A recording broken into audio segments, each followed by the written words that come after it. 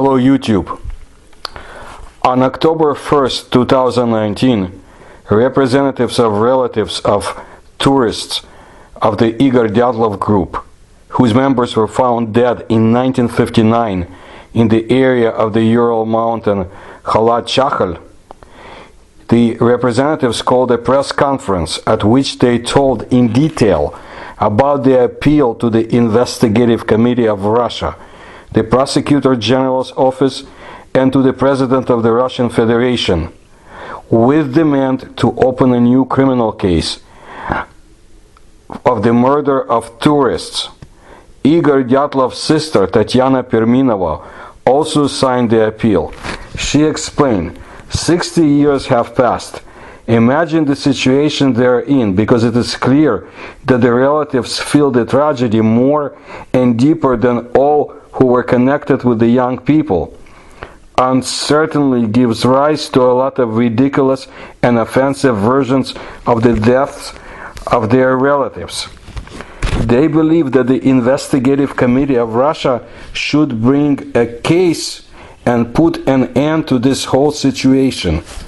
After the press conference, Perminova told the correspondent of Russian news website Znak that she thinks about all the more or less official versions of the incident, which version she adheres to, and why, in her opinion, the security forces paid attention to the tragedy of the group only now, after 60 years of silence. So we will follow this format, question and answer. The question from Russian journalists: Tatyana Alexeyevna, how do you feel about the original version of the investigation, which indicated that the travelers were the victims of circumstances of irresistible force? Response from Perminova: what is irresistible power or force? It's something fantastic. It's amazing how they invented a phrase so magical that there was some irresistible force. There were specific conditions, specific mountains, specific very professional people, strong, educated, knowledgeable, experienced, and suddenly some irresistible force like a UFO flew there. It's just stupid. But apparently they, the investigator she refers to, had no way out. It was necessary to compose something, because it seems that some materials show that the autopsy was carried out. The description of injuries there is eerie, detailed. Yeah, it seems that the investigators were working and suddenly they come to such a conclusion. Why?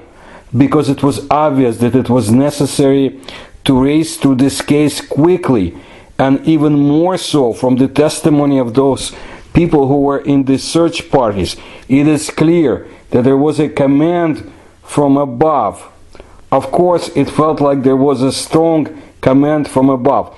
She means from the Soviet government, higher levels. Look, I will translate as close as possible what she was saying and others, but understand some of it is colloquial Russian, and I'll bring it to as close as possible to the English equivalent, so you will understand what's going on, but also want to keep some of the flavor.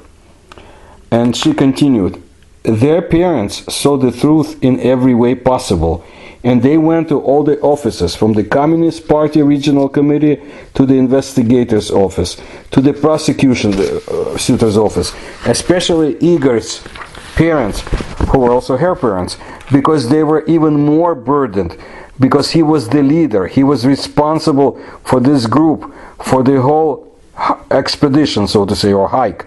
And imagine, behold, they were told, that's it, goodbye and shut up.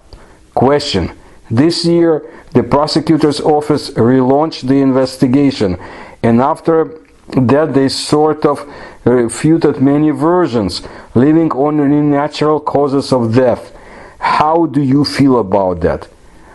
And Just a comment that the Prosecutor's General Office of the Russian Federation announced the reopening of the investigation on February 1st of 2019, 60 years after the tragedy.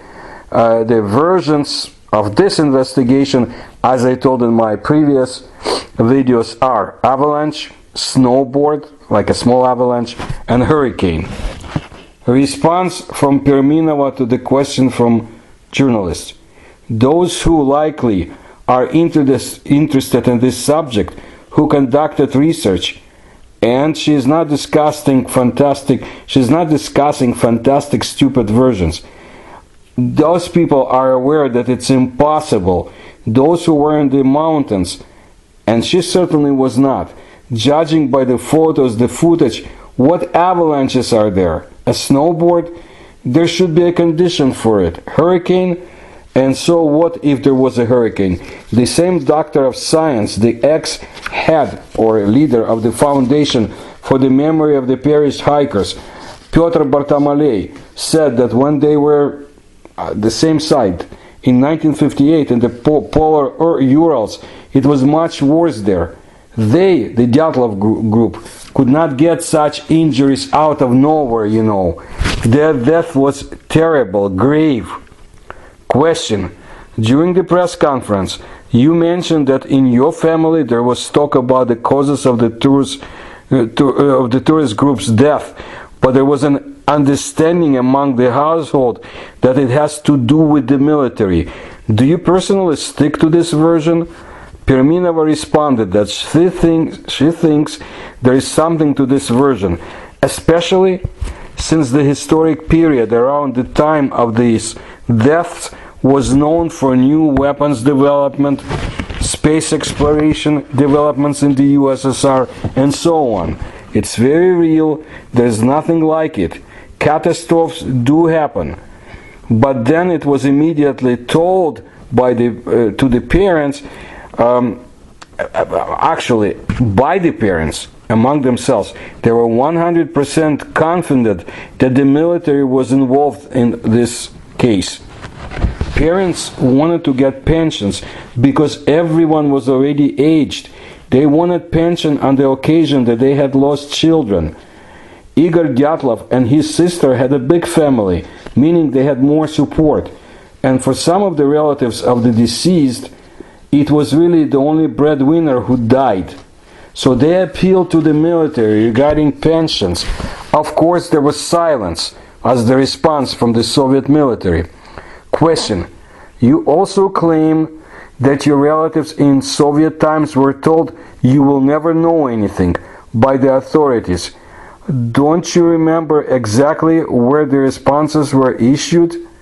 Perminova responded that she cannot say.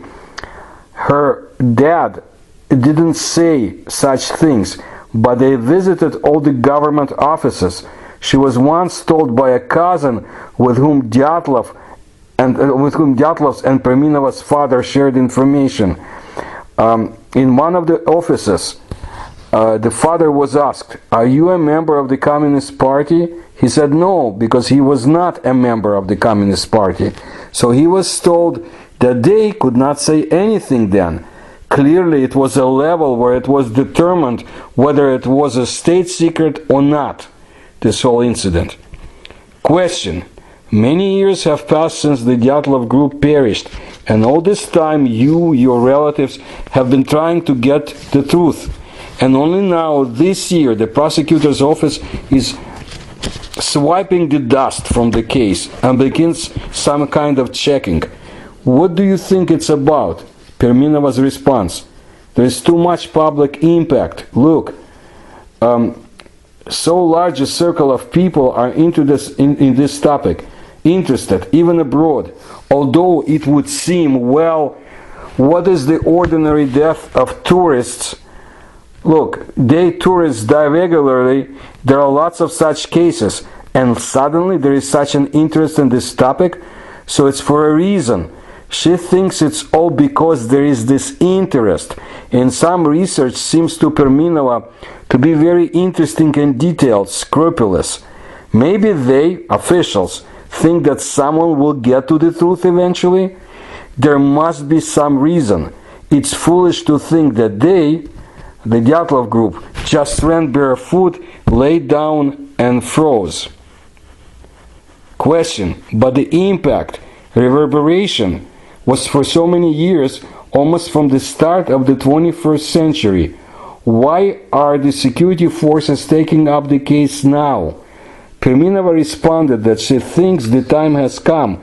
Now it has become possible to say a lot. You can learn a lot. There is not much being concealed. She and others understand that there has always been a state secret related to the defense of the country. This is absolutely clear, and no one even argues. But even so, she asks the authorities to tell what happened there in 1959, the Dyatlov Pass, if it was an accident, because it just generates, the unknown generates crazy versions and rumors, and this is really so terrible. Question: can you remember 1959? How old were you then, and how did you know what happened? Perminova responded, she was 12 years old. There were 4 children in the Dyatlov family. The older brother born in 1930, then Igor born in 1936, then sister born in 1938, and Perminova born in 1947. And so, they lived in their own house. Her sister also studied at the Ural Polytechnic Institute, also studied radio engineering. She was 2 years younger than Igor, and the older brother had already graduated from the institute and lived with them in this house. How did she find out? She remembers literally it was going towards March 8, the International Women's Day, a Soviet holiday. So we're talking about preparations. She was at home, she remembers, preparing a gift for her mother, embroidering for her with a bath towel using a cross pattern. There was a phone call. She picked up the phone because she was closer to the apparatus. A man's voice said, "Girl, is there anyone from the adults in the house? Pass them the telephone." Perminova's brother took the receiver, and he was told that Gosia was dead. They, all relatives, called him Gosia because his grandmother on maternal side, she could not pronounce the name Igor. From that moment, the whole mess had begun. Perminova has not seen her parents at home for a long time because there were trips to Ivdel, to and from. She wasn't at the funeral, she was not involved, and they had no time for her. The town where they lived was small, and it is natural that her parents were well-known people in their factory. Everything spread very quickly through the city.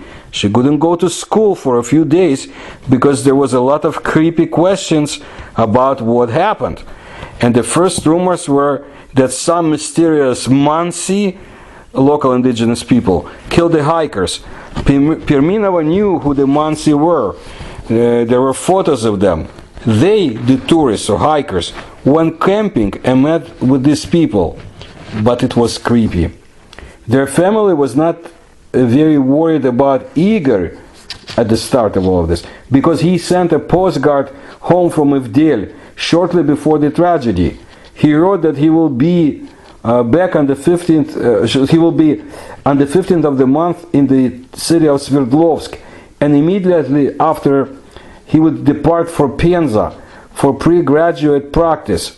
This postcard also had a request that his sister bring him underwear and all kinds of stuff. So he promised not to go home, so somehow they were not worried. They were confident. There were delays from such hikes. This situation is quite normal. And of course, no one could have imagined such an end at all. It was not the most difficult hike. These were not the most difficult circumstances. It's stupid that such healthy, strong young people, and suddenly they ran, laid down and froze without any reason. Question: how has your family's life changed since that has happened? Response: people understood that it was impossible to take this topic and talk about it. It was so hard that the Dyatlov's family did not even talk about it. They talk about how good Igor was. The mother always said that if he was alive, he would definitely be connected with the space exploration because he was brainy and the hands that he had were golden. There were high hopes for him.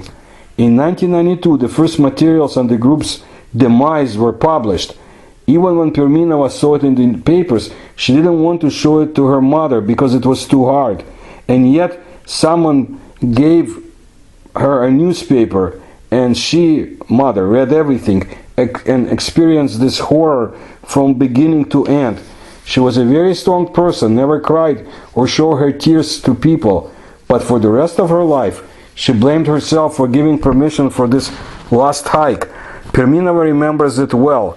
Igor Dyatlov asked, and he was not alone there, he was with the guys. He asked for permission because this was to be the last trip, because they were graduating from the institute.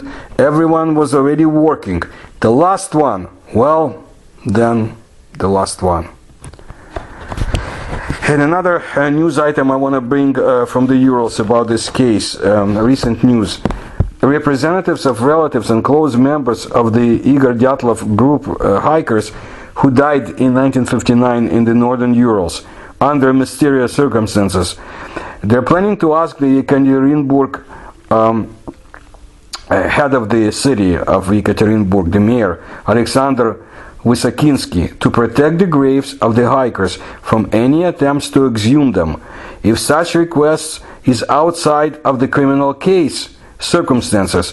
Local attorney Evgeny Chernousov informed Russian media that the letters signed by him and the chairman of the public fund of the Dyatlov Group Remembrance Foundation, Yuri Kuntsevich, will soon be sending it to the city administration. Exhumation is an investigative action that can be carried out only in a criminal case on the order of the investigator. Only then can its results become physical evidence.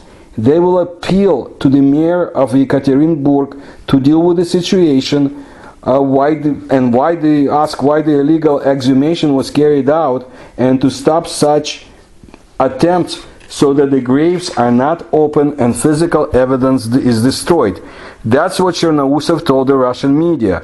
As Kuntsevich added, it is about the autopsy of the grave of a member of the Dyatlov Group, Semyon Zolotaryov. It was conducted by the Russian Komsomolskaya Pravda newspaper with permission of relatives in 2018. They took the requests of the relatives as a basis for their action, but if it's a criminal case, what does it have to do with the relatives? Chernousov talked to the cemetery worker.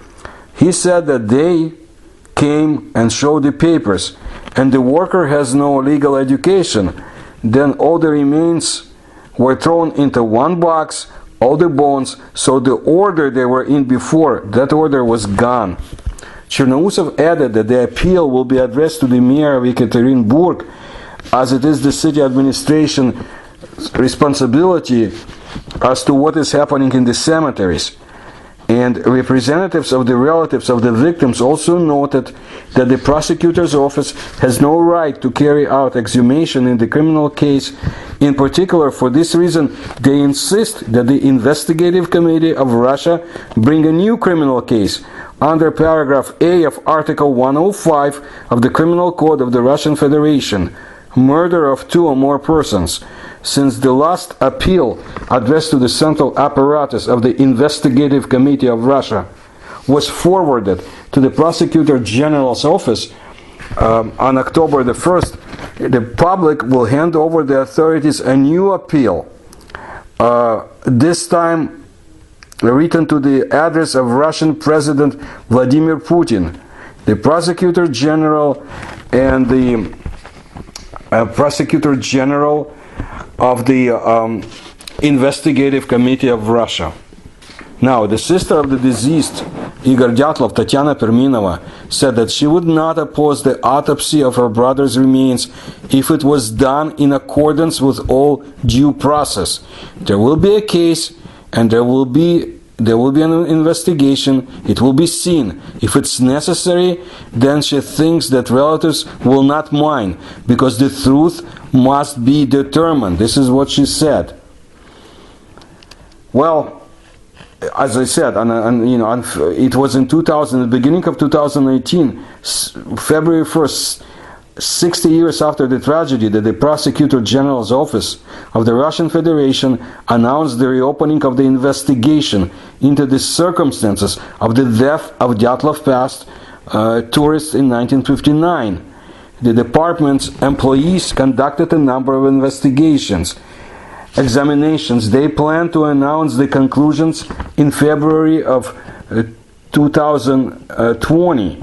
Now, in the summer of 2019, relatives of the victims decided to apply to the Investigative Committee of Russia with a request to open a new criminal case about the death of the Dyatlov Group hikers, as they believe that, in fact, no criminal case was initiated in 1959, because the case had not specified the article of the crime, and the cause itself was not initially, the case itself was not initially assigned a serial number.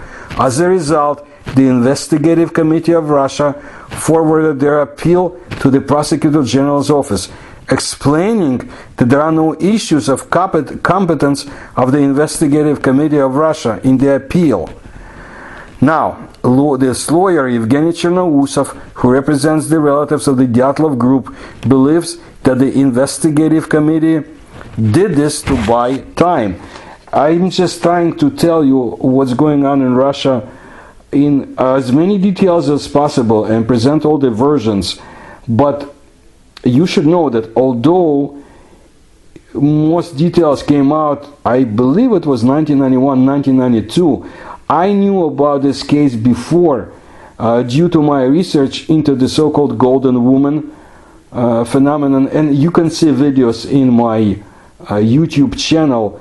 And actually I was finding Soviet books published back in 1970s that described this case, but they were not providing all the details and names. It's very interesting. And of course people talked about it, so they were able to keep the secrecy, but the Soviet Union, being a totalitarian country, still they were not able to control everything. We knew as Soviet citizens that life was different in the West, for example, and we knew about some of the tragedies that took place in the USSR. We just did not know details. So it's all very, of course, interesting, and but it's a tragedy for those who were involved, relatives of the Dyatlov Group hikers. So I will continue bringing you more details. If you like my research and if you can support it, you can see how to do it in the description section of this video. And I thank you for your attention.